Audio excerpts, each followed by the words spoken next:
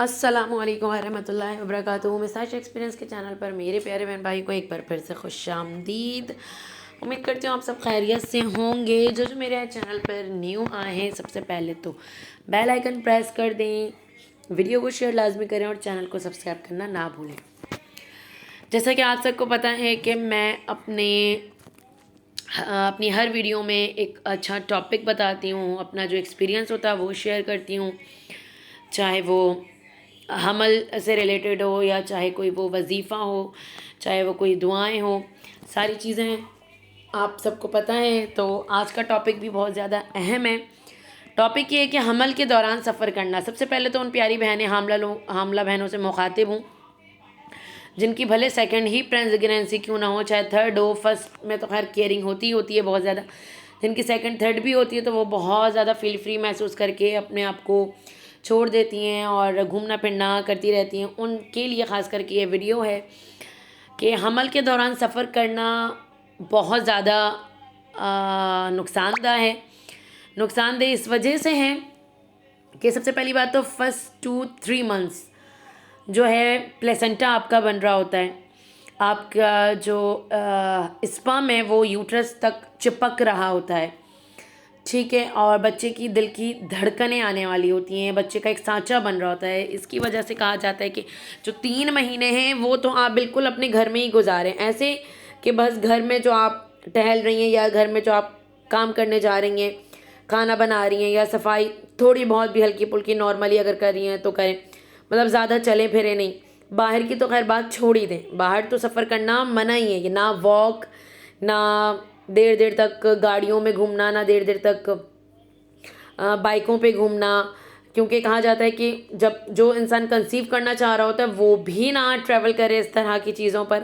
اور جس کا حمل ٹھہرا ہوا ہوتا ہے وہ بھی نہ کریں، خاص کر کے 1-3 منتھس میں۔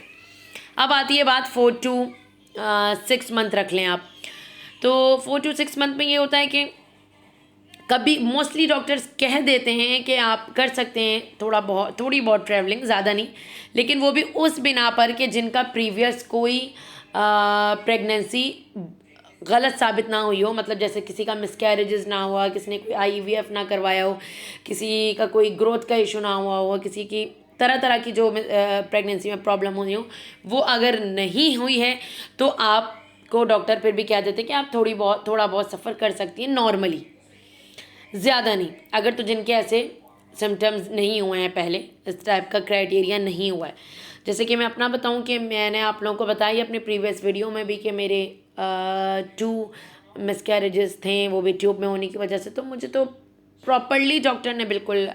ٹریولنگ کی جو لسٹ ہے وہ میری زندگی سے ایک طرح سے ہٹا ہی دی تھی، کہ ٹرین، پلین، دور تک کار میں ٹریولنگ کرنا یا بہت زیادہ واک کرنا وہ بالکل لسٹ سے میں ہی نہیں تھا میرے، ٹھیک ہے، میں اپنا پرسنل ایکسپیرینس بتا رہی ہوں۔ پھر آتی ہے باری 7-9 منتھس کی۔ 7-9 منتھس میں بھی موسٹلی ڈاکٹرز کہہ دیتے ہیں، اگر تو آپ کی جو پریگننسی بہت اسموتھلی جا رہی ہے، صحیح جا رہی ہے، تو کہہ دیتے ہیں جیسے کہ لاسٹ کے 9 منتھس میں تو کہا ہی جاتا ہے کہ آپ واک کریں زیادہ سے زیادہ تاکہ بچہ نیچے کی طرف آئے، لیکن جن کی اسٹارٹ سے، جیسے میں نے کہا، پریگننسی صحیح نہیں ہوتی ہے تو ان کو وہ بھی منع کر دیا جاتا ہے، جیسے میرا اینڈ تک بھی میرا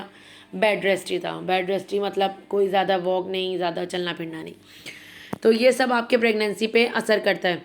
تو حمل کے دوران جیسے آپ کا حمل ٹھہرے تو آپ سب سے پہلی بات تو کہ آپ سفر کرنا زیادہ چھوڑ ہی دیں، بالکل سفر کو اوائڈ کریں، کیونکہ سفر ایک ایسی چیز ہے جو آپ کو نقصان میں ڈال سکتی ہے، آپ کے حمل کو نقصان میں ڈال سکتی ہے۔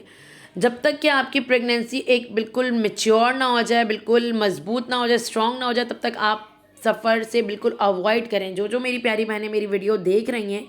پلیز میری باتوں پر بہت غور فکر کریں، کیونکہ بہت سی پیاری بہنیں اس طرح کا نہیں کرتی ہیں اور پھر بہت سے نقصان ان کو اٹھانا پڑتا ہے،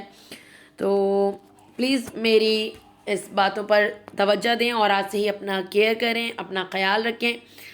ملتے ہیں انشاءاللہ نیکسٹ اچھی ویڈیو میں بہت ساری ایکسپیرینسز کے ساتھ، بہت ساری دعاؤں میں یاد رکھیں آپ لوگ۔ ابھی کے لیے دیں اجازت، میں سائشہ ایکسپیرینس کو بیل آئیکن کو لازمی پریس کر کے رکھیں، اس ویڈیو کو لازمی شیئر کریں تاکہ ہر لوگوں تک یہ انفارمیشن پہنچے۔ انشاءاللہ ملتے ہیں نیکسٹ ویڈیو میں۔ اللہ حافظ۔